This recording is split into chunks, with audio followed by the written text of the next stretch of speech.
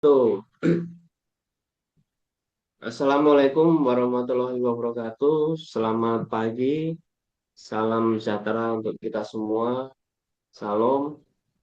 Yang kami hormati, dosen pembimbing Strategic Risk Management dan ERM, Bapak Asop Profesor Dr. Sparta SE AKME CA, dan juga rekan-rekan mahasiswa semuanya. Kami dari kelompok 6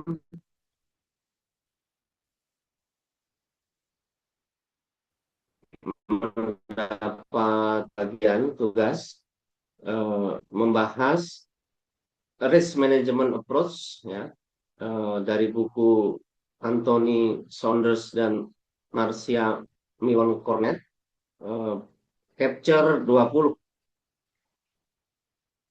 Financial Institution Management, ya. Eh, dalam hal ini Capture 20 membahas kecukupan modal atau capital adequacy untuk eh, perusahaan finansial atau financial institution. Kami dari kelompok 6 ada 9 orang anggota. Yang pertama saya sendiri, Andreas Didi Wijayanta. Yang kedua, Saudari Stuti Anindita. Yang ketiga, Saudari Rizka ANA Sawaki. Yang keempat, Saudari Asfuria Fitria Ratmayanti. Yang kelima, Saudari Gilda Safkaur. Yang keenam, Saudari Romi Ade Putranto. Kemudian yang ketujuh, Saudari Ismadina. Yang ke-8, Saudari Ludia De Vega Malo. Yang ke-9, Saudara Andri Romadona Abun.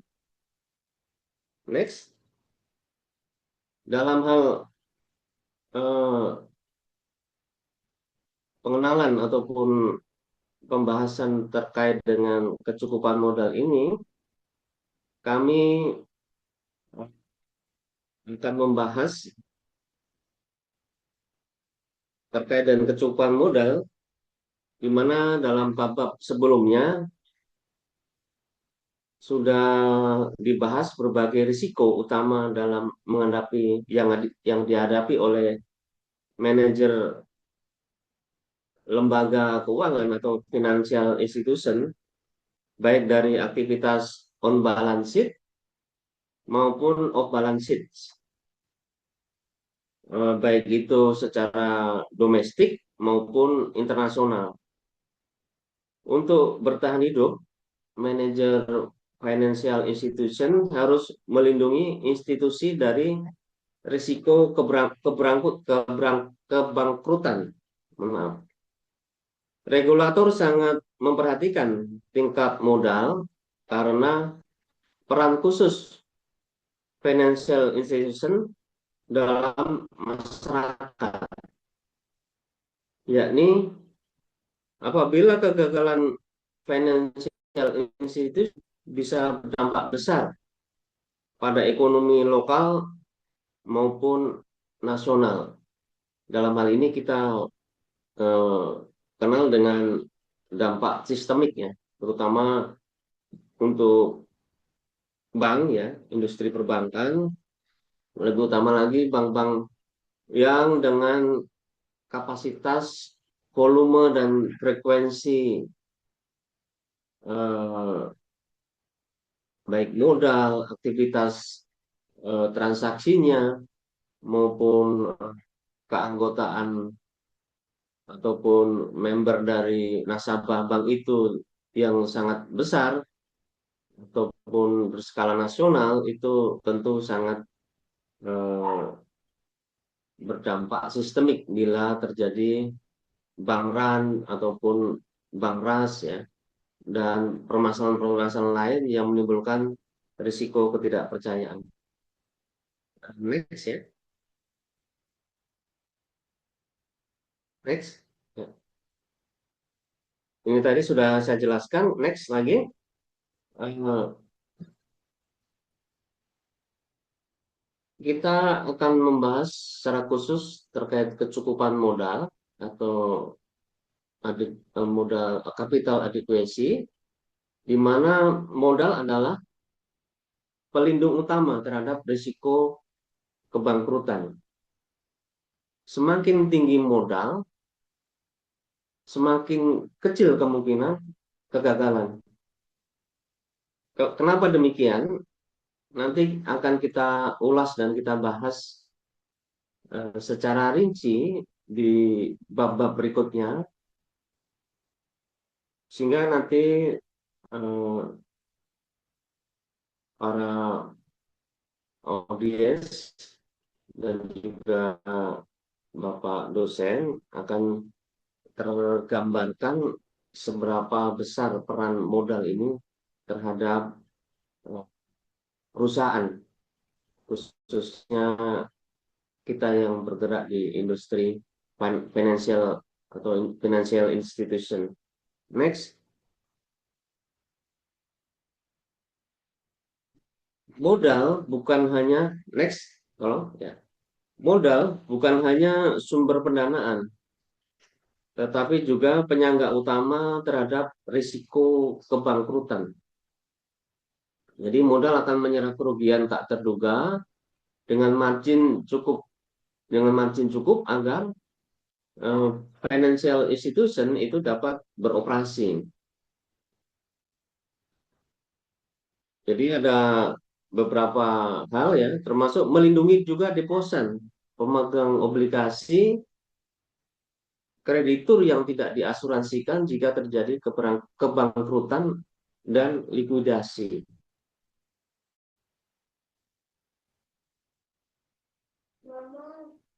Melindungi dana asuransi, financial institution, dan pembayar pajak, misalnya FDIC di Amerika, dari kerugian akibat kegagalan financial institution.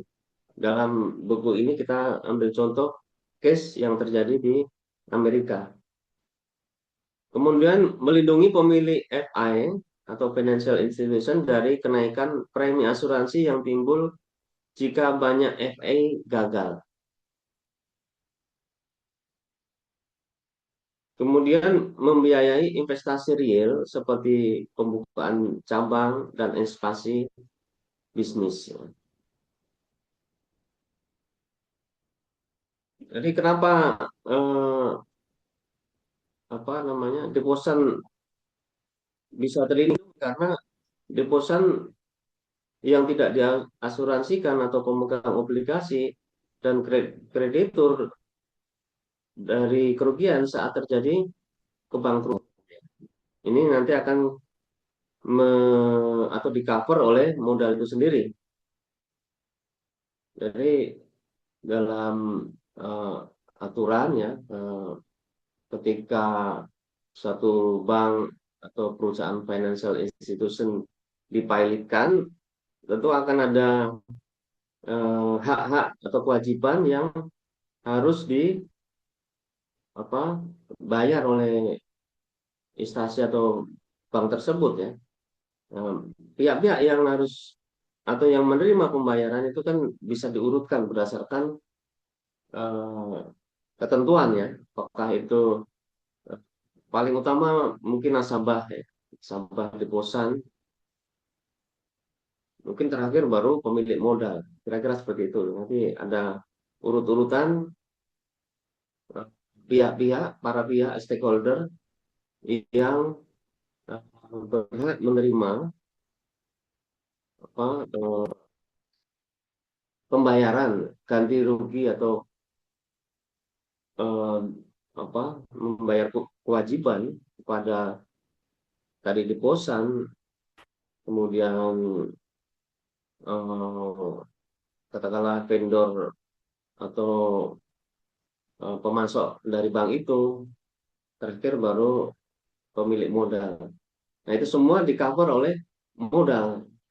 Seberapa besar modal yang dimiliki oleh financial institution itu, disitulah akan menjadi jaminan kepada stakeholder untuk memperoleh haknya ketika ketika bila terjadi harus eh, perusahaan tersebut atau bank tersebut, financial institution tersebut dibangkrutkan. Next, contoh TARP. Ya, ini kita ambil dari buku di apa financial financial institution kayak apa tadi yang di awal ya, itu disebutkan bahwa TARP itu adalah singkatan dari Trouble Asset Relief Program.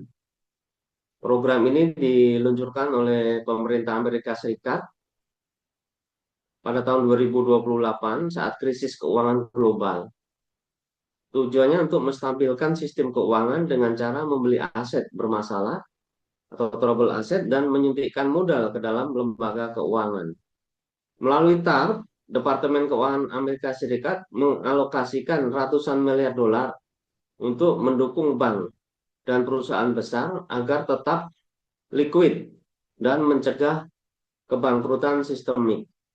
Ini mungkin kalau di Indonesia tahun 98 itu ada apa semacam eh, apa eh, garansi dari pemerintah ya, memberikan suntikan modal tambahan pada bank-bank yang atau financial institution yang terdampak krisis ekonomi pada saat itu.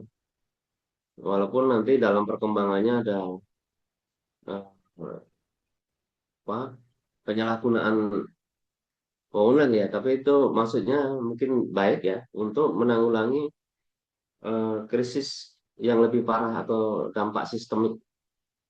Nah, contoh kasus program TARP di Amerika Serikat tersebut melalui Capital Purchase Program membeli lebih dari 200 miliar dolar Amerika saham preference dari FI untuk memperkuat modal. Jadi ini suntikan modal dari pemerintah sebetulnya. Saham preference ini dihitung sebagai tier 1 kapital. Jadi FI penerima maksud saya diwajibkan memenuhi standar tata kelola termasuk pembatasan kompensasi eksekutif. Hingga Agustus 2015, 24,5 miliar dolar Amerika Serikat sudah diinjeksikan dalam modal, kemudian 236,5 miliar US dolar sudah dibayarkan kembali, ditambah dengan 34,6 US dolar miliar US dolar dividen dan biaya.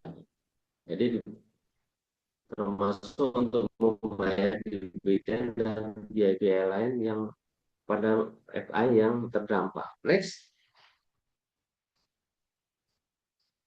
Nah, nanti dalam bab berikutnya akan dijelaskan oleh rekan-rekan lain untuk bab 1, bab 2 dan seterusnya, menjelaskan berbagai ukuran kecukupan modal yang digunakan pemilik, manajer, dan regulator dari financial institution, kemudian membahas pro dan kontra setiap ukuran ya dari beberapa pilihan, kemudian meninjau persyaratan kecukupan modal untuk bank, perusahaan sekuritas, perusahaan asuransi yang ditetapkan oleh regulatori Amerika Serikat maupun internasional, misalnya BIS ya.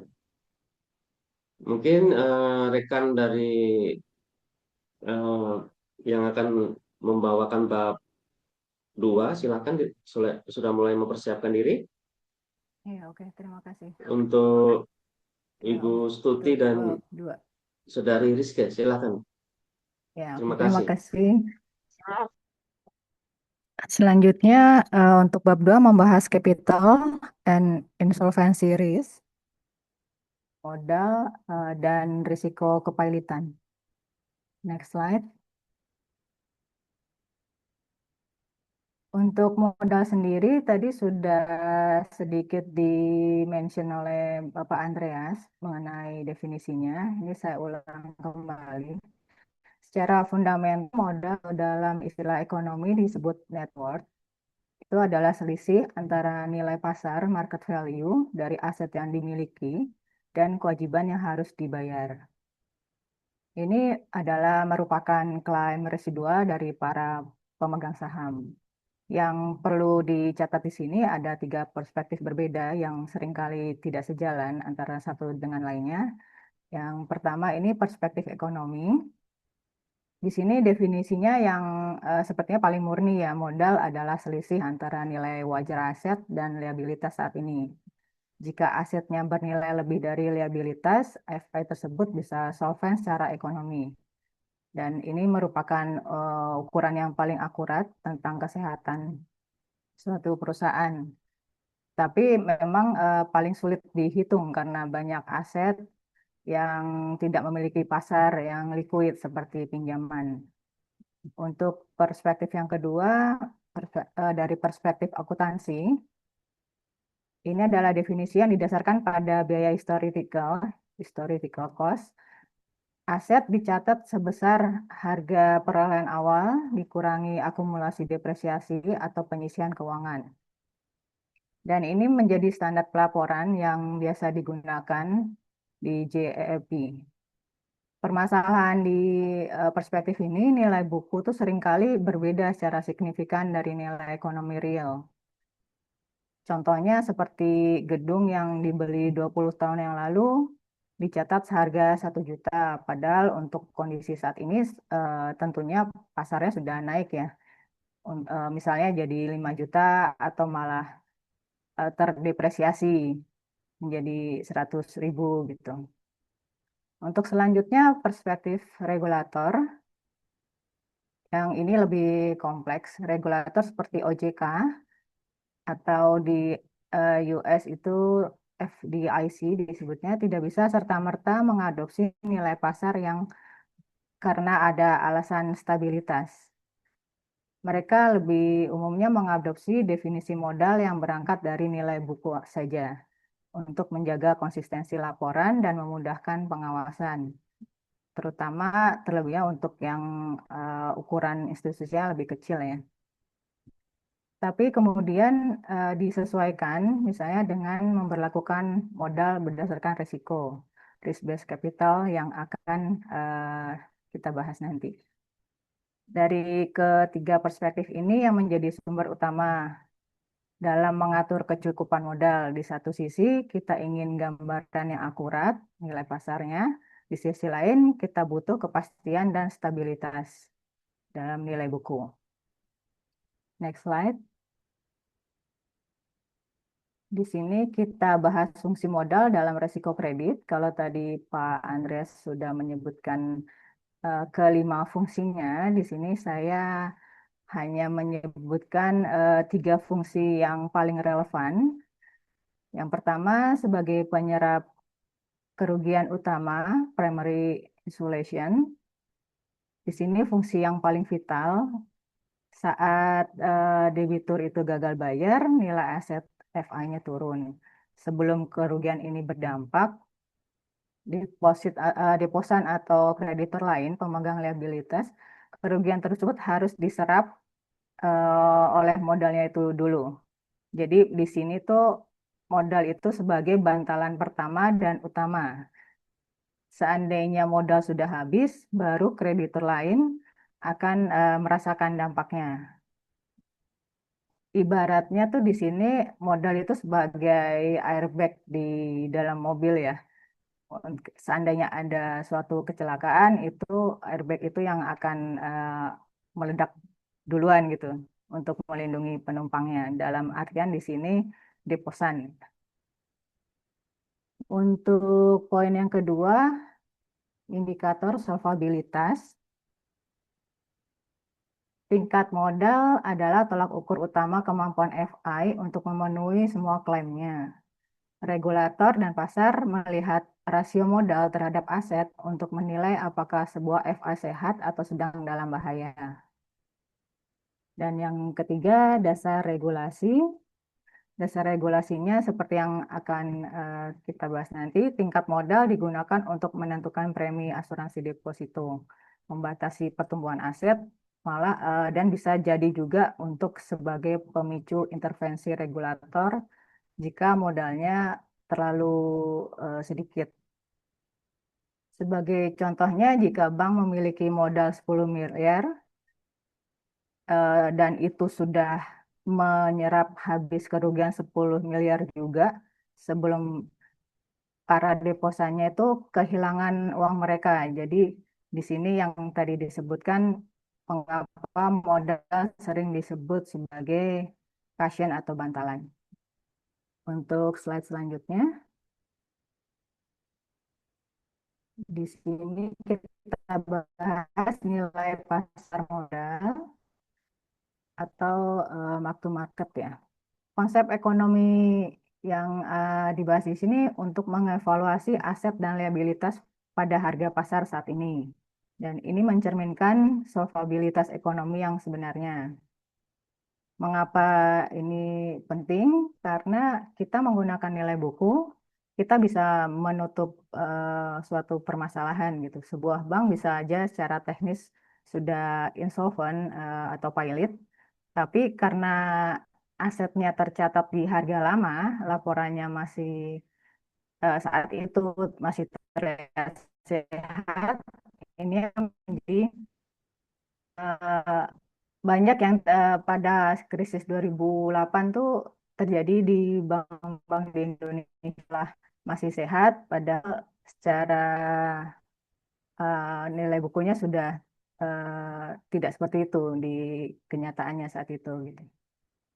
Dengan mark to market, kita bisa langsung melihat realitasnya. Institusi bisa dikatakan solvent secara ekonomi jika pasar aset melebihi nilai pasar liabilitasnya. Jika tidak, maka sebenarnya FI tersebut sudah bangkrut secara ekonomi dan membebankan biaya kegagalannya kepada penjamin atau regulator, dalam hal ini lembaga penjamin simpanan ya kalau di Indonesia LPS. Tapi memang konsep ini seolah-olah ideal, cuma pada prakteknya yang nggak akan semudah itu untuk diterapkan gitu. Next slide. Selanjutnya ini tentang analisis risiko kredit nilai pasar. Di sini ilustrasinya ada awalnya nilai aset awalnya itu 100 juta. Nah, untuk menutupi semua liabilities-nya yang sekitar 90 juta, malah ekuitasnya itu menjadi net worth-nya tinggal 10 juta. Nah, saat terjadi resesi ekonomi, nilai pinjaman yang semula 20 juta itu bisa turun menjadi 8 juta. Jadi di sini perbandingannya itu sangat jauh ya untuk yang aset pinjaman jangka panjang karena adanya resesi. Dan dengan penurunan tersebut, ekuitas yang ada itu menjadi minus 2 juta. Nah, dari situ dapat kita bandingkan antara nilai buku sama nilai pasar. Kalau di manajemen bank memiliki diskresi yang besar, mereka bisa memilih untuk tidak segera mengakui kerugian 12 jutanya itu. Cuma bahayanya di sini emang secara ekonomi banknya tuh sebenarnya udah nggak baik gitu. Hanya secara apa namanya administrasinya aja yang sepertinya masih baik-baik aja. Dan ini menjadi apa ya Kak, sejenis menyesatkan deposan, investor dan regulatornya. Nah, kalau dalam akuntansi mark to market, kerugian 12 jutanya tuh harus langsung diakui di saat itu juga di periode terjadinya penurunan nilai. Nah, dengan begitu, ekuitas pemilik banknya itu yang tadinya 10 juta karena harus menyerap kerugian 12 juta, ekuitasnya menjadi minus 2 juta dan institusinya dengan kondisi tersebut jadi dinyatakan insolven secara ekonomi. Artinya nilai aset banknya yang 88 juta itu nggak cukup untuk membayar semua liabilitas deposannya. Dan untuk dampak ke deposannya sendiri, dalam skenario terburuk tanpa asuransi deposito atau jika LPS nggak ikut mengcover itu para deposannya bisa menanggung kerugian sebesar 2 juta itu karena tidak bisa mendapatkan dananya kembali. Dari kesimpulan ini, contoh ini kita bisa menunjukkan bahwa nilai pasar dan nilai buku bisa berbeda secara diametral dan perbedaan ini sangat berbahaya. Nilai buku memberikan ilusi kesehatan, sementara nilai pasar mengungkapkan kebenaran tentang insolvensi. Oke, next slide. Yang ini mengenai nilai buku modal. Di sini kita membahas bahwa nilai buku seperti yang sudah disinggung sebelumnya itu cerminan nilai aset dan liabilitas pada saat instrumen tersebut pertama kali diperoleh. Dengan karakteristik utamanya tidak mencerminkan perubahan nilai akibat fluktuasi pasar, memberikan diskresi besar bagi manajemen dalam menentukan kapan kerugiannya harus diakui, dan manajemen pun juga punya kebebasan untuk memilih waktu yang tepat agar laporan keuangan tidak terlalu terlihat buruk ya. Nah, ini mengapa nilai buku jadi standar utama yang dipakai untuk regulator perbankan. Mereka sepertinya sadar kekurangannya, tapi ini terlihat lebih stabil lah dan tidak terlalu fluktuatif dibandingkan nilai pasar yang lebih volatile. Untuk slide selanjutnya akan dibawakan oleh Ibu Rizke. Silakan Ibu Rizke. Terima kasih.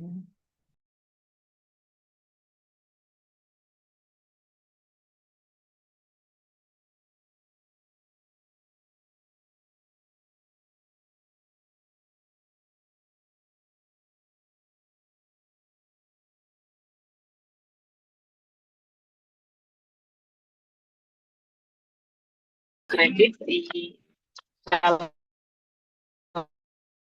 nilai buku di bawah media akuntansi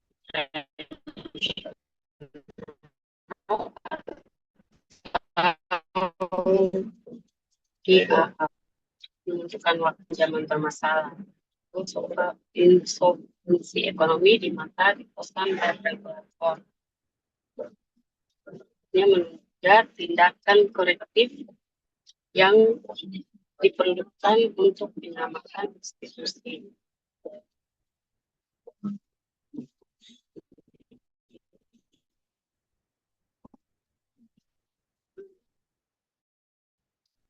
Ketidaksesuaian antara nilai pasar dan nilai buku menciptakan gambar ekonomi yang tidak akurat mengenai kesehatan finansial. Urgensi nilai pasar dalam peristiwa kepahilitan nilai likuiditas atau pasar adalah yang menentukan kemampuan FI untuk membayar kreditor, bukan nilai story. Berikutnya, jika FI ditutup sebelum network ekonominya nol, deposan dan penjamin tetap terlindung secara penuh. Yang next-nya, evolusi standar pelaporan. PASB 115 mewajibkan sekuritas yang diklarifikasikan sebagai tersedia untuk dijual. Dinilai berdasarkan harga pasar yang pas 157.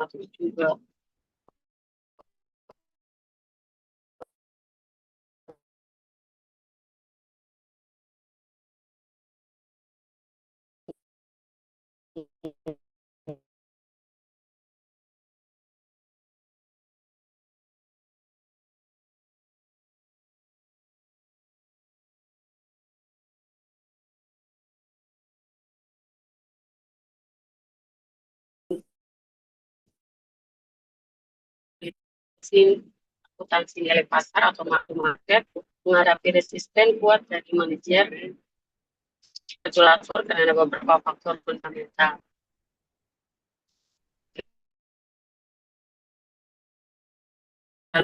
Dan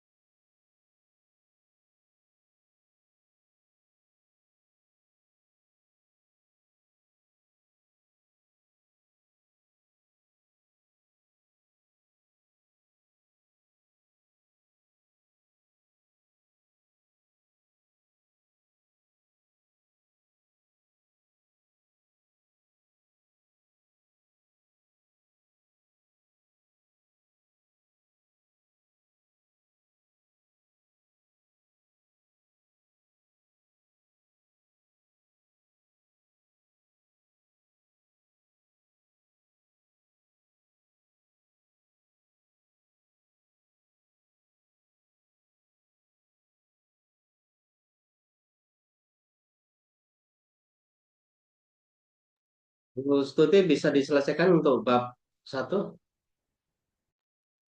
Selanjutnya untuk argumen kontra, seperti yang disebutkan tadi, meskipun secara ekonomi lebih akurat, akuntansi nilai pasarnya akan menghadapi resistensi kuat dari manajer dan regulator karena beberapa faktor fundamental.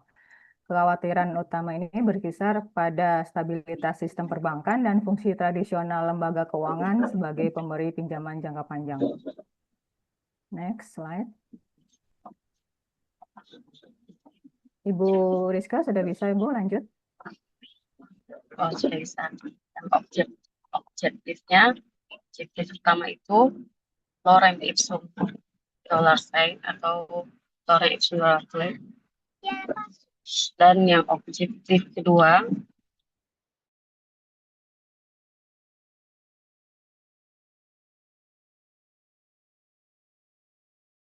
opsi yaitu opsi 1, 2, dan sampai 4.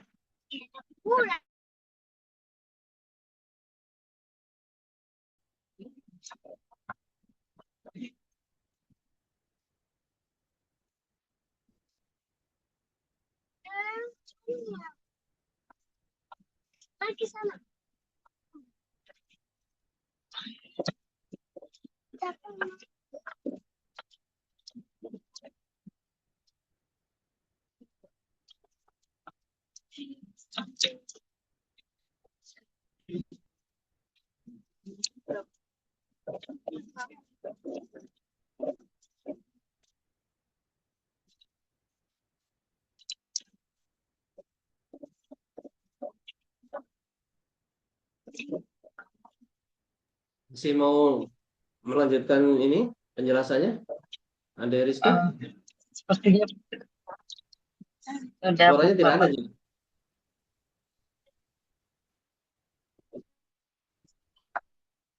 Oke, mungkin Bos Tuti bisa lanjutkan sampai tuntas sedikit lagi ya, karena Ya. waktu sudah cukup lama ini. Untuk tantangan akuntansi nilai pasar sendiri ada 3, dari kesulitan implementasi, volatilitas laba, dan kekakuan kredit. Kesulitan implementasi itu berupa aset yang tidak bisa diperdagangkan atau sulit dinilai secara akurat tanpa pasar aktif yang berpotensi menimbulkan kesalahan estimasi. Untuk tantangan yang kedua itu ada volatilitas laba. Kerugian atau keuntungan model di atas kertas dapat menyebabkan fluktuasi laba yang ekstrim sehingga mengganggu kepercayaan investor dalam jangka panjang. Untuk selanjutnya, kekakuan kredit, bank dapat memberikan kredit jangka panjang seperti contohnya mortgage jika harus terus-menerus menilai ulang atas aset tersebut terhadap fluktuasi bunga. Ini akan mempersulit dari sisi banknya ya. Untuk selanjutnya akan dibawakan bab 3 ya oleh Dilanjutkan rekan ya, kami yang Bu lain. Stuti. Betul. Terima kasih. Terima kasih Bu Stuti dan Bu Rizka. Izin melanjutkan bab yang berikutnya yaitu terkait capital adequacy in the commercial banking and the thrift industry atau kecukupan modal pada industri perbankan komersial dan lembaga simpan pinjam. Nah, di sini mungkin sudah masuk ke hal teknis. Yang pertama yaitu capital adequacy adalah kecukupan modal yang dimiliki bank untuk menyerap kerugian yang mungkin terjadi akibat risiko bisnis dan operasional bank. Modal menjadi pelindung utama ketika bank mengalami kerugian. Kemudian modal juga menjadi alat untuk menjaga solvabilitas dari bank itu sendiri, serta sarana untuk menjaga kepercayaan deposan dan investor. Semakin besar resiko yang dimiliki bank, maka semakin besar pula modal yang harus dimiliki. Terus yang berikutnya adalah peran penting dari modal bank. Ini juga sudah dibahas di bab sebelumnya. Ini lebih ditekankan kembali bahwa modal bertindak sebagai pertahanan utama bank terhadap resiko, di mana fungsi utamanya meliputi empat fungsi utama. Yang pertama sebagai loss absorber, di mana jika terjadi kredit macet atau adanya kerugian atas investasi, modal dapat digunakan untuk menyerap kerugian tersebut. Terus yang kedua, protection for depositories, atau modal melindungi deposan agar dana mereka tidak langsung hilang ketika bank mengalami kerugian. Terus yang fungsi berikutnya nomor 3, yaitu untuk menjaga kepercayaan pasar, di mana semakin kuat modal, semakin tinggi pula kepercayaan para investor dan nasabah. Dan yang terakhir, fungsi utama modal bank yaitu menjaga stabilitas sistem keuangan, di mana modal merupakan sumber dana permanen yang digunakan untuk membiayai aset dan operasional bank. Semakin kuat modal yang dimiliki oleh bank, maka semakin kecil kemungkinan bank akan mengalami kegagalan, di mana regulasi permodalan bank ini diatur oleh Basel Committee on Banking Supervision atau BCBS. BCBS ini mengembangkan standar global mengenai kecukupan modal, pengawasan bank, dan manajemen risiko. Di mana Basel Committee ini menciptakan sistem namanya risk-based capital. Risk-based capital ini adalah untuk mengukur apakah modal bank telah sesuai dengan tingkat risikonya. Selanjutnya, komponen modal bank. Modal bank dibagi menjadi beberapa kategori berdasarkan kualitasnya, yaitu yang pertama ada tier 1 atau core capital, merupakan modal inti bank dengan kualitas tertinggi karena tersedia secara permanen dan paling mampu menyerap kerugian. Tier 1 ini terdiri dari saham, laba ditahan, dan beberapa preferred stock lainnya. Tier 2 atau supplementary capital tetap dapat digunakan sebagai penyangga kerugian, namun sifatnya lebih terbatas. Kenapa? Karena kemampuan menyerap kerugiannya tidak sebaik modal inti pertama atau tier 1. Di mana tier 2 ini seperti subordinate debt, hybrid security, loan, loss reserve. Di mana total bank keseluruhan adalah tier 1 capital ditambah tier 2 capital. Yang berikutnya adalah RWA atau Risk Weighted Asset, atau mungkin kalau di Indonesia lebih dikenal dengan istilah ATMR. ATMR atau aset tertimbang menurut risiko adalah total aset bank yang telah disesuaikan dengan tingkat risiko masing-masing asetnya. Karena tidak semua aset memiliki probabilitas kerugian yang sama. Semakin besar resiko suatu aset, maka presentasinya semakin tinggi. Di mana presentasi ini ditentukan oleh BCBS sesuai dengan framework yang dibuat oleh komite dari BCBS ini. Nah, ini contoh perhitungan ATMR seperti ini. Untuk obligasi pemerintah, maka bobot resikonya adalah 0 karena dianggap paling tidak beresiko. Terus yang kedua ada KPR bobot resikonya 50% karena resiko untuk macetnya cukup tinggi.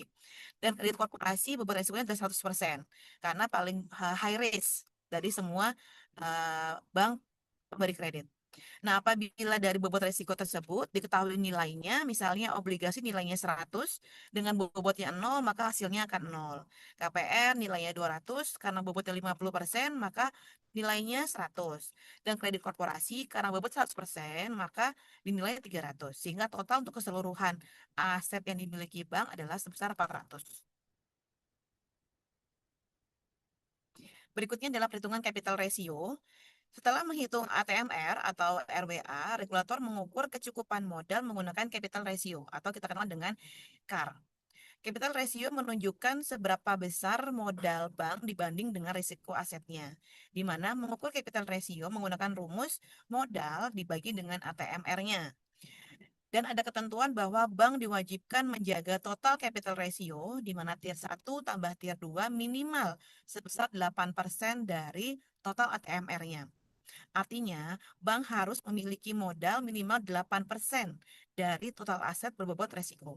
Misalnya, tier 1 ada 40 juta, tier 2 ada 20 juta, dan ATMR-nya ada 400 juta, maka capital ratio-nya adalah 60 total semua modal dia, baik tier 1 maupun tier 2, dibagi dengan ATMR-nya, yaitu 400 juta, sehingga diketahui capital ratio-nya adalah 15%. Nah, di sini karena sudah 15%, maka bank dianggap telah memenuhi ketentuan modal minimum.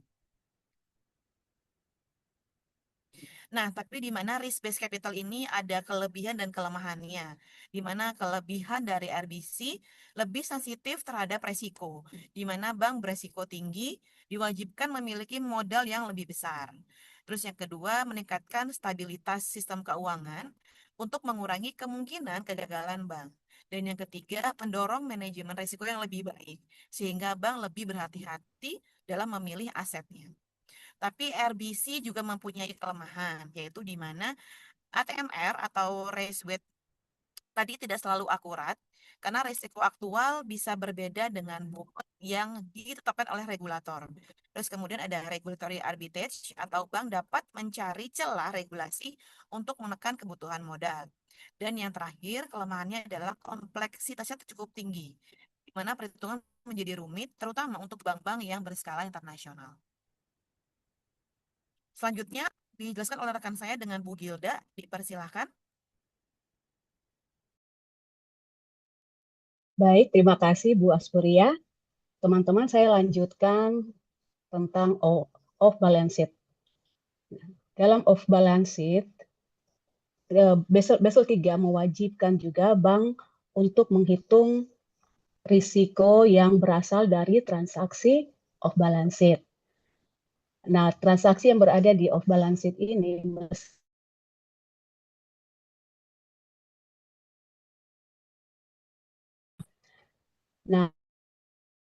dalam transaksi off-balance sheet antara lain ada loan commitment, ada standby letter of credit, ada juga commercial letter of credit.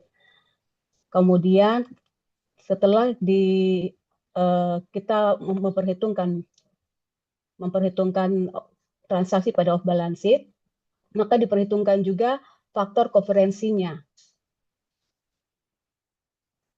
Faktor konferensinya yaitu yaitu untuk mengubah nilai nominal item OBS menjadi kredit equivalent atau setara kredit. Itu berkisar antara 10% sampai dengan 100%. Next. Next slide. Faktor konferensi kredit dalam Basel 2, tadi sudah sempat dijelaskan oleh Bu Aspuria. Untuk standby letter of credit itu faktornya 100%. Kemudian untuk perjanjian refuse dan penjualan aset itu diberikan 100%. Kemudian ada juga standby letter of credit itu 50%. Kemudian loan commitment dan dengan maturitas lebih besar dari 1 tahun itu 50%. Kemudian commercial letter of credit 20%. Kemudian loan commitment dengan maturitas di bawah dari 1 tahun itu nilainya 20%. Lanjut.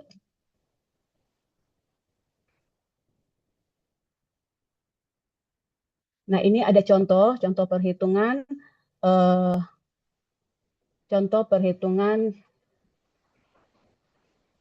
RWA contingency. Pertama, kita mengubah dulu nilai nominal. Kita mengubah dulu nilai nominal face value menjadi credit equivalent amount dengan faktor konferensi tertentu. Contoh, komitmen pinjaman 2 tahun dengan nilai 80 juta US dollar.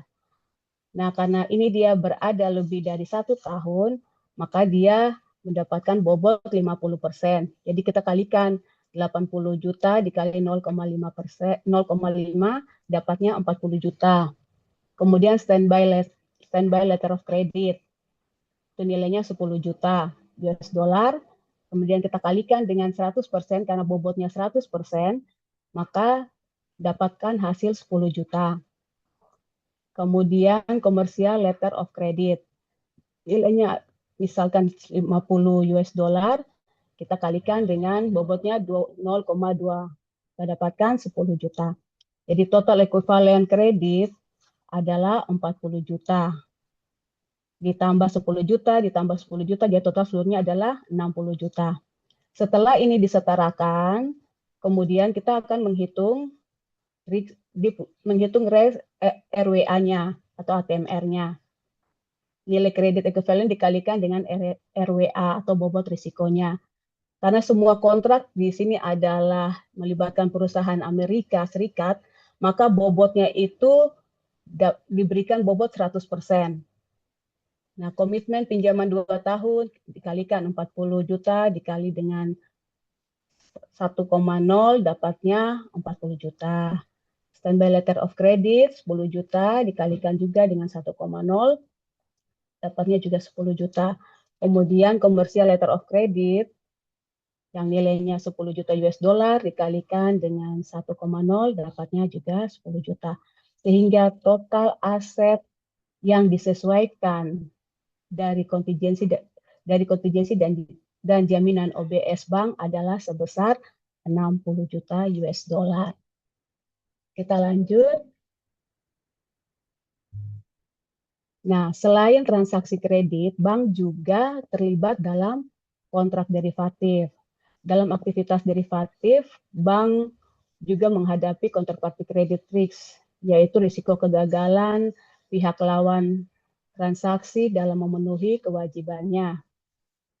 Risiko ini sangat penting, terutama pada kontrak derivatif seperti swap, forward, fitur, dan option.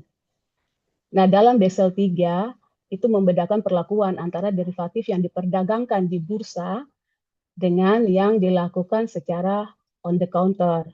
Yang diperdagangkan di bursa memiliki risiko yang sangat kecil, bahkan hampir nol, karena dijamin oleh lembaga clearing yang menjamin transaksinya. Sedangkan yang ditransaksikan secara bilateral atau over the counter itu memiliki risiko yang lebih besar, sehingga memerlukan pencadangan modal yang lebih tinggi. Oke, next.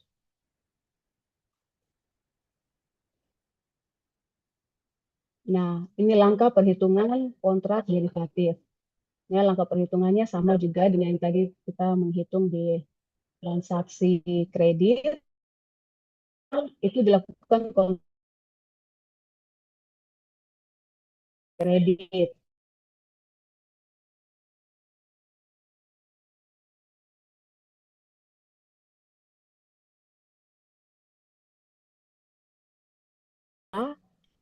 Dikalikan dengan bobot risiko. Umumnya itu 100%. Untuk mendapatkan nilai aset yang disesuaikan dengan risiko. Lanjut.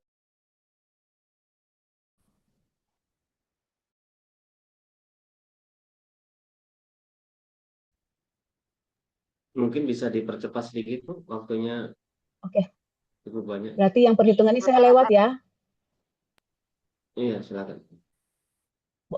Oke, next slide.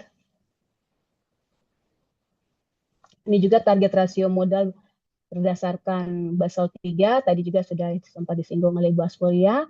Untuk total rasio modal atau CAR itu 8,0%. Terus untuk Common Equity Tier 1 itu 4,5% minimal. Kemudian total Tier 1 kapital itu adalah 6%. Kemudian total kapital artinya Tier 1 ditambah dengan Tier 2 itu 8%. Oke, next slide.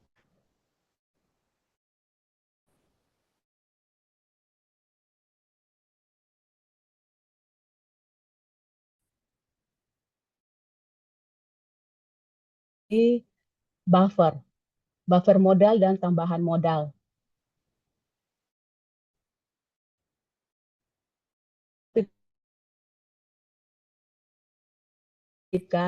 Bank untuk menambah 2,5% dari ATMR atau CIT 1 guna menyerap kerugian selama periode tekanan keuangan.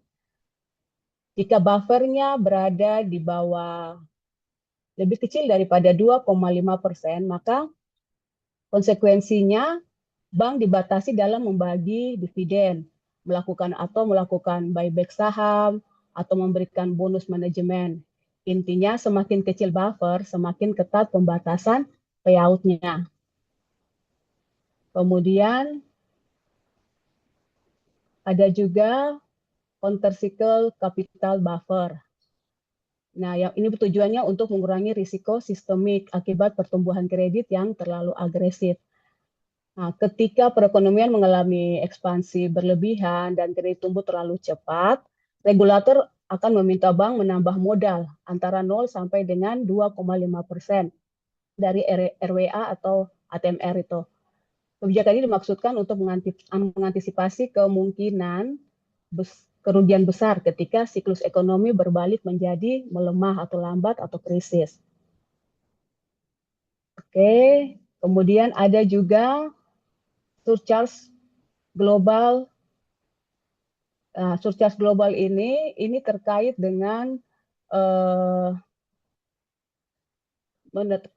tambahan modal khusus berupa tambahan, bank diwajibkan memiliki modal lebih besar karena kegagalan bank-bank tersebut. Karena bank ini dia berpotensi mengakibatkan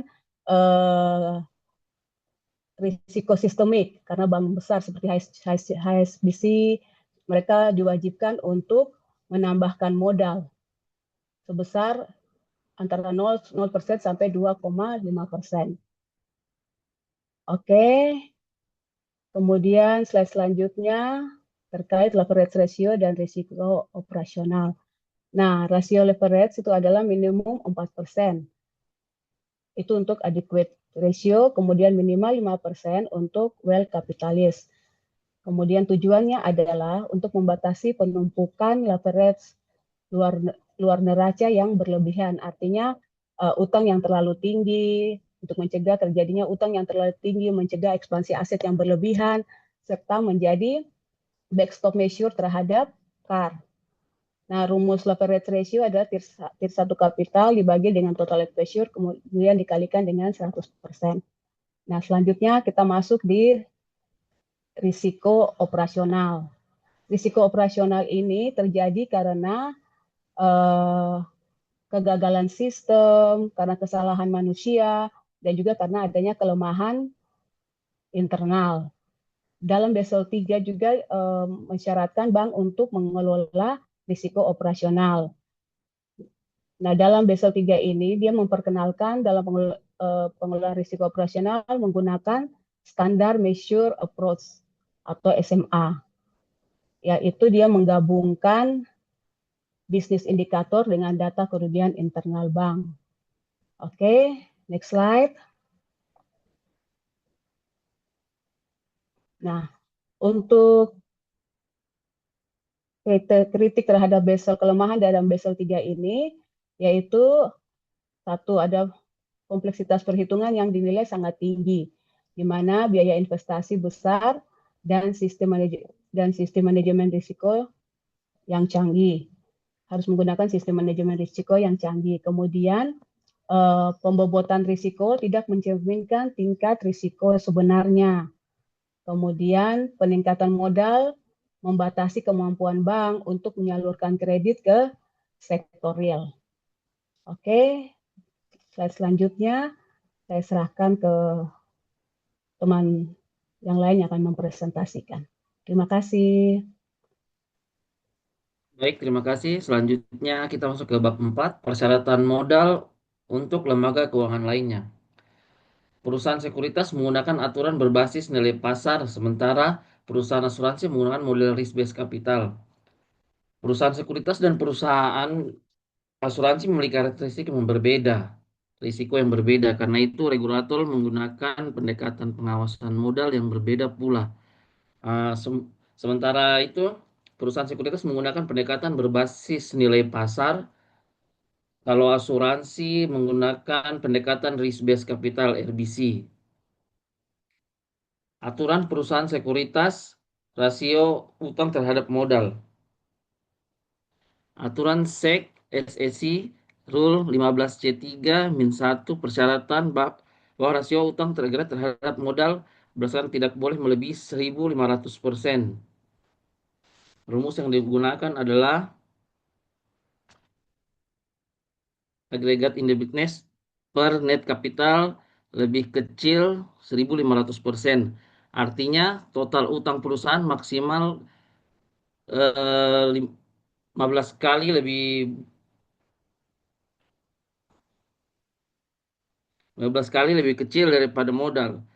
Contohnya di sini, misalkan perusahaan memiliki modal dasar 10 miliar, berarti kalau dikali 15 itu sama dengan 150 miliar. Jadi total utang yang diperbolehkan adalah 150 miliar. Next.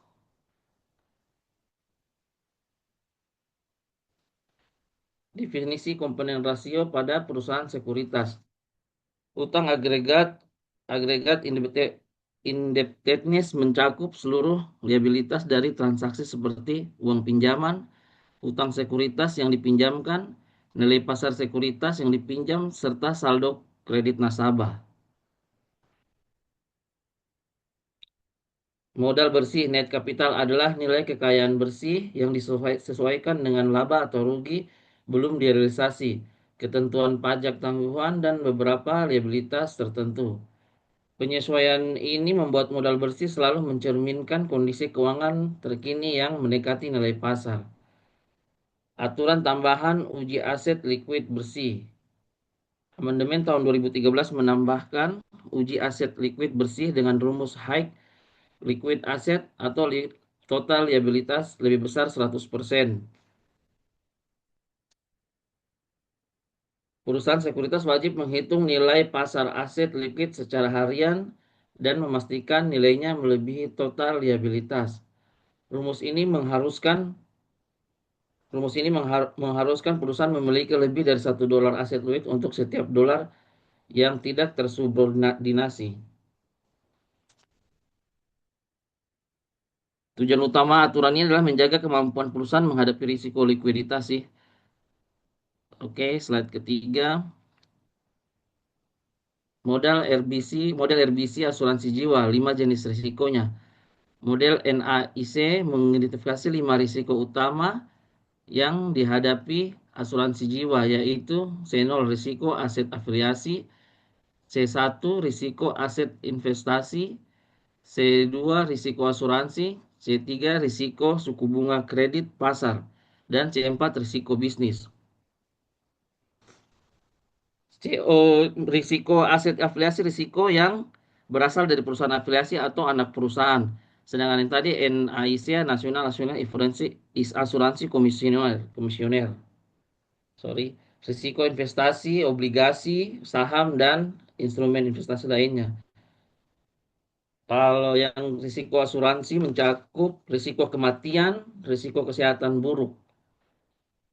Risiko pasar dan suku bunga berarti suku bunga, kualitas kredit, dan kondisi pasar.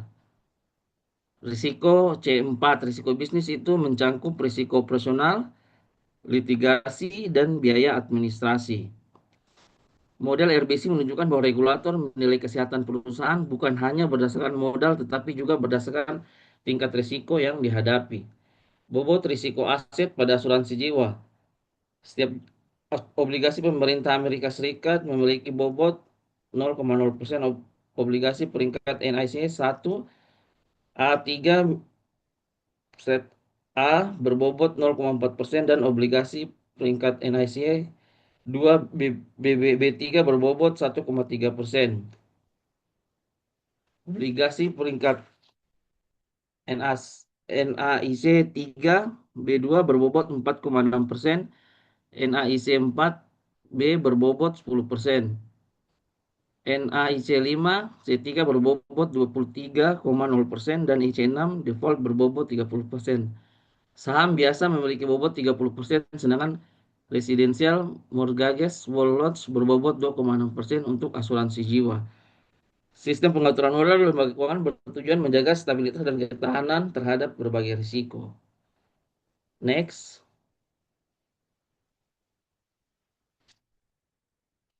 Selanjutnya Mbak Isma. Ya, selanjutnya untuk rumus perhitungan RBC untuk asuransi jiwa. Nah, jadi untuk rumus lengkap RBC untuk asuransi jiwa adalah RBC sama dengan C0 tambah C4A, kemudian akar kuadrat dari C1O ditambah C3A, ditambah C1CS, tambah C3C, tambah C2, tambah C3B kuadrat, tambah C4B kuadrat. Nah, secara sederhana sebenarnya rumus ini menunjukkan bahwa total kebutuhan modal perusahaan dihitung dari beberapa kelompok risiko. Ada komponen risiko yang langsung dijumlahkan dan ada juga komponen risiko lain yang digabungkan menggunakan akar kuadrat karena risiko-risiko tersebut tidak selalu terjadi secara bersamaan dengan tingkat penuh.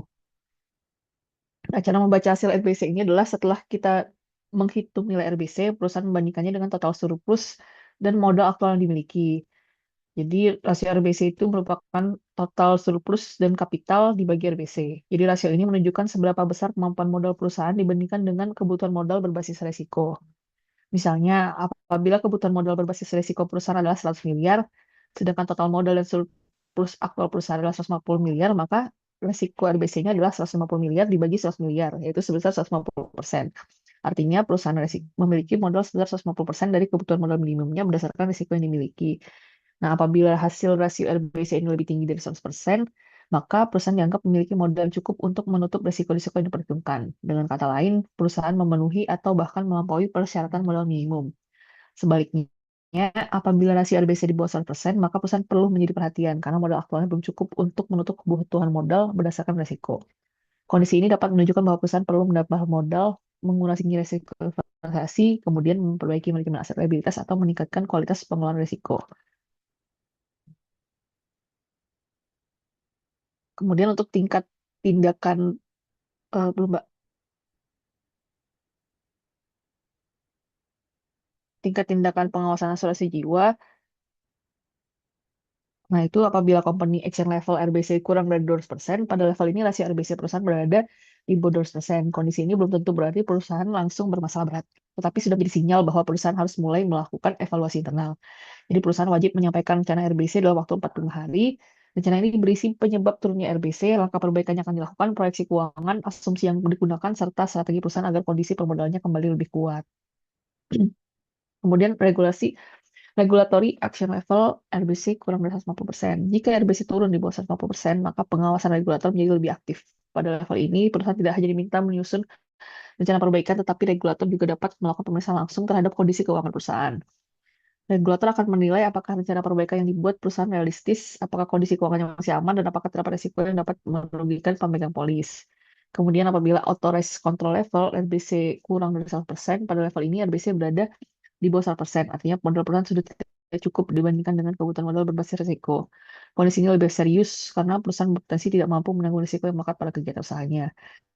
Regulator dapat menempatkan perusahaan di bawah pengendalian, misalnya melalui proses rehabilitasi atau likuidasi apabila dianggap perlu untuk melindungi pemegang polis, kreditor, dan masyarakat. Fokus utama pada tahap ini bukan hanya lagi pada perbaikan internal, tapi perlindungan terhadap kepentingan nasabah dan stabilitas industri asuransi. Nah, kemudian bagaimana apabila terjadi RBC kurang dari 3%? Nah, ini adalah level paling kritis. Jadi, regulator wajib menempatkan perusahaan dalam pengendalian formal. Artinya, tindakan pengawasan tidak lagi bersifat opsional, tapi sudah menjadi kewajiban.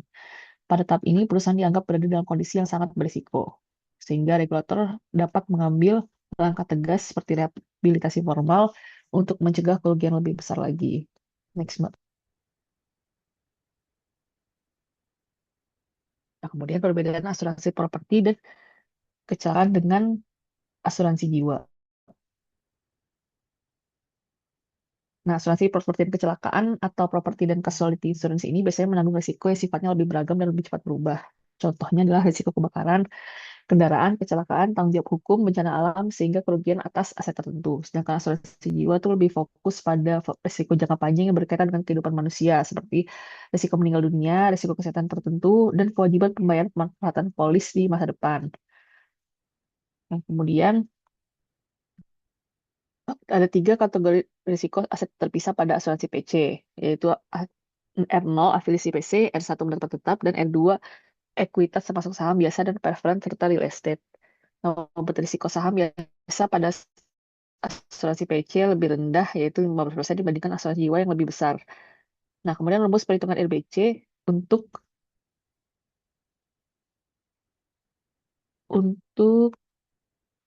asuransi properti dan kecelakaan. Nah, rumus ini menunjukkan bahwa kebutuhan modal minimum perusahaan dihitung dari 2 bagian besar, yaitu pertama R0 langsung dijumlahkan ke dalam RBC. Kedua risiko yaitu R1 sampai R7 itu dihitung dengan akar kuadrat dari penilaian kuadrat masing-masing risiko. Karena dalam konsep RBC tidak semua risiko diasumsikan terjadi secara maksimal pada saat yang bersamaan. Misalnya risiko gempa, badai, premi, risiko kredit yang belum tentu terjadi bersamaan dalam kondisi paling buruk. Oleh karena itu digunakan pendekatan akar kuadrat untuk mencerminkan adanya efek diversifikasi risiko.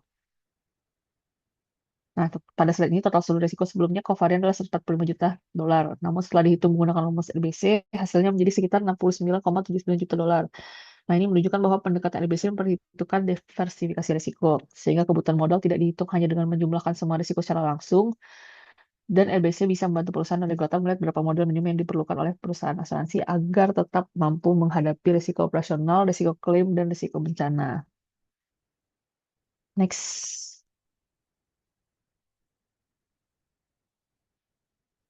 Nah, penilaian kecukupan modal asuransi properti dan kecelakaan. Jika total modal dan surplus perusahaan asuransi PC melebihi RBC yang dihitung, maka perusahaan dianggap cukup modal. Nah, kemudian secara kesimpulan adalah sekuritas diatur berbasis likuiditas dan batas uang, sehingga fokus pada aktivitas yang cepat menghasilkan dana. Asuransi jiwa menggunakan RBC untuk menilai kecukupan modal terhadap berbagai jenis risiko. Asuransi properti dan kecelakaan juga memakai RBC dengan risiko yang lebih banyak, serta pengawasan bertingkat untuk menjaga kestabilan. Lanjut, Mbak.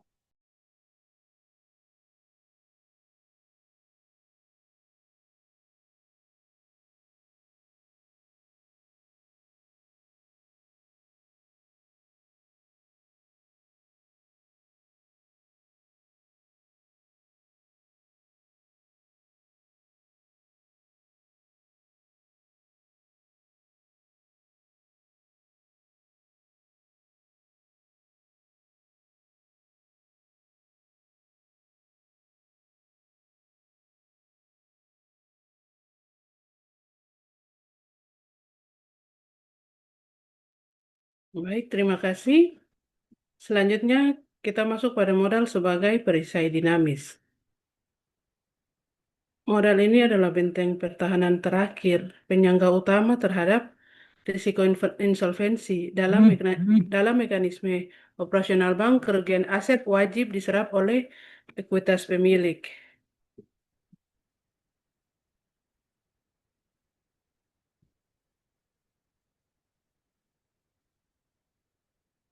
Terlebih dahulu sebelum menyentuh dana deposan ya, seperti melindungi kepercayaan publik, menjaga kontinuitas operasional, dan mitigasi risiko sistematik. Dalam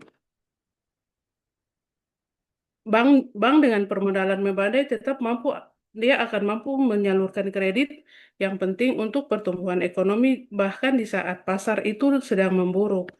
Jika dana deposan ditempatkan sebagai kewajiban utama, maka dana ini hanya akan terpakai jika seluruh ekuitas pemilik telah habis tergerus oleh kerugian. Selanjutnya ada standar global kuantitas ke kualitas. Yang pertama ada 3 standar, yaitu dominasi CET1 seperti yang sudah dijelaskan. Itu adalah instrumen penyerap kerugian terbaik jika memiliki jatuh tempo dan kewajiban dividen tetap. Sebagai instrumen penyerap kerugian terbaik, tidak memiliki jatuh tempo dan tidak ada kewajiban terhadap dividen. Yang selanjutnya loss absorbensi. loss absorbensi ini fokus pada modal yang benar dan tidak bisa dihapus bukukan saat krisis. Selanjutnya fleksibilitas. Fleksibilitas ini tanpa penyangga. Jadi bank akan kehilangan hak untuk mendistribusikan dividen kepada pemegang saham. Next. Selanjutnya, target efektif rasio modal. Minimum komposisi rasio modal adalah 10,5% struktur modal. Yang 8,0% modal utama, yang kedua 2,5% capital conversion buffer. Target modal yang wajib dipenuhi adalah hasil penjualan dari modal minimum, capital conversion buffer, dan tambahan modal lainnya jika ada. Lanjut. Selanjutnya akan disampaikan oleh Mas Andri Abun. Terima kasih. Baik, terima kasih Mbak Ludia.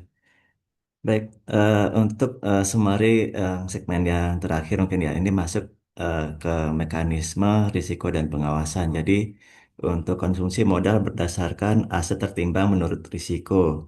Nah, untuk efisiensi modal ini sangat bergantung pada portofolio asetnya. Untuk aset yang berisiko tinggi ini akan mengkonsumsi modal lebih banyak daripada aset yang berisiko rendah. Nah, untuk ya misalkan di sini ada corporate loans ya dengan rating yang di bawah BB. Nah, perusahaan tersebut bukan merupakan investment grade dan biasanya sering disebut sebagai junk bond ya atau speculative grade. Nah, risiko gagalnya ini akan tinggi dan bank wajib menyisihkan modal yang jauh lebih besar ya. Ya misalkan 150% dari risk weighted asetnya gitu. Kemudian yang dari commercial credit standar ini biasanya 100% dari RWA-nya. Kemudian dari residential mortgage ini rata-rata biasanya mengambil 35% ya, bisa sampai 50% tergantung dari aset yang ada di sana ya. Misalkan dari kredit perumahan itu rumahnya hanya sulit dijual, nah, biasanya itu akan mengambil yang risiko 50%. Tapi kalau yang mudah sekali yang dijual itu biasanya 35%. Nah, apalagi yang satu lagi yang adalah government treasury ini RWA-nya itu bisa 0% ya, karena itu dijamin langsung oleh pemerintah bahwa itu akan dibayarkan ya, seperti itu. Jadi untuk efisiensi modal ini sangat bergantung sekali ya pada komposisi portofolio asetnya. Jadi aset beresiko tinggi tentunya mengonsumsi modal yang lebih cepat begitu. Nah, mungkin bisa masuk yang ke slide berikutnya. Nah, jadi untuk yang terkait dengan kedepannya ini, visinya itu adalah harmonisasi sektor keuangan. Nah, untuk konsep kecukupan modal ini bisa saja meluas ya ke institusi non-bank, baik itu net capital rule di perusahaan sekuritas ataupun dari risk-based capital di asuransi ya. Tujuannya itu semua tetap sama, yaitu melindungi konsumen ya, atau pelindungan konsumen dan menjaga stabilitas pasar. Nah, untuk kecukupan modal ini adalah tentang menyeimbangkan antara profitabilitas dan keamanan, yaitu dengan menggunakan modal yang efisien dan menjaga modal yang kuat, seperti itu. Nah, selanjutnya kita masuk ke kesimpulan strategis ya. Jadi, untuk kesimpulan strategisnya di sini dari Basel 3 ya, regulasi modal seperti Basel 3 ini mungkin terlihat ya membatasi keuangan jangka pendek, namun itulah harga yang harus dibayar ya untuk menjaga stabilitas jangka panjang. Nah, modal yang memadai juga bukan hanya tentang kepatuhan pada aturan, tetapi tentang integritas dan kepercayaan publik terhadap sistem keuangan. Ya, mungkin ini yang dapat disampaikan oleh tim kami ya mengenai tentang summary-nya. Berikutnya saya kembalikan kembali ke Pak Andreas ya. Terima kasih. Terima kasih rekan-rekan kelompok 6 yang sudah sangat detail menjelaskan terkait dengan permodalan di industri finansial ya atau financial institution, baik itu bisa perbankan, asuransi ataupun pasar modal ya. Kita sudah melihat itu semua atau mendengarkan penjelasan dari rekan-rekan semua. kiranya bermanfaat untuk rekan-rekan mahasiswa, khususnya program di Institut Banking Indonesia, ya. Dan demikian presentasi dari kelompok 6, mudah-mudahan bermanfaat dan mudah-mudahan bisa diterima oleh Bapak dosen, ya, yang mengampu mata kuliah manajemen risiko dan ERM. Terima kasih. Selamat beraktivitas, Bapak Ibu, rekan-rekan mahasiswa. Semoga presentasi kali ini bermanfaat untuk kita semua. Terima kasih. Wassalamualaikum Terima kasih warahmatullahi semuanya wabarakatuh. Bapak Ibu. Selamat siang. Ya, Salam Waalaikumsalam sejahtera untuk warahmatullahi kita wabarakatuh. semua. Selamat siang. Selamat siang. Terima Assalamualaikum kasih warahmatullahi semuanya. wabarakatuh. Terima Terima kasih. Terima kasih. kasih, selamat siang.